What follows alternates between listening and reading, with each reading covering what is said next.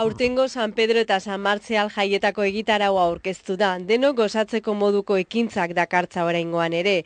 Fernando San Martín kultura ordezkariak egitaraua osatzeko irizpideak zein izan diren azaldu du. Los criterios son el de la calidad, el de la diversidad y el de la adecuación de los contenidos, tanto en las actividades de animación, teatro de calle, música, etc. San Juan bezperako suak hilaren 23an jaiak piztuko ditu, eta uztailaren 1ean itzaliko dira. Guztira, 98 jarduera. Aurrak ez dira aspertuko, gaztelupuzgarriak, motorpista, erraldoiak eta buruhandiak, pintura eta marrazki lehiaketa eta abar luze bat antolatu dira haien gozamenerako. Musika kontzertuei dagokionez, 2 dira nabarmentzekoak.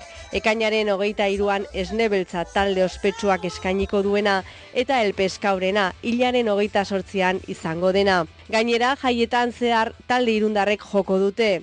Gaztetxoek primeran pasako dute disko festetan, ekainaren 24an eta uztailaren 1ean itzordua dute Fikoban eta ekainaren 30ean Zabaltza plazan. Una el 30 de junio en la Plaza del Ensanche y otras 2 que se realizarán en Ficoba. Bestalde, ohiko su artifizialak botako dituzte.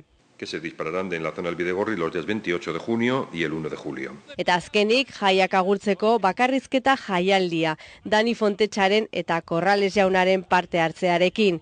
Mario Simancas emanaldiaren gidari lanetan atituko da. Berrikuntza badakar aurten, Zabaltza plazan egingo dela. Debido a las obras que hay en el frontón, el Festival de Monólogos se realizará en la Plaza del Ensanche. Aurrekontua joan den urtekoaren antzekoa da, 282.846 eurokoa.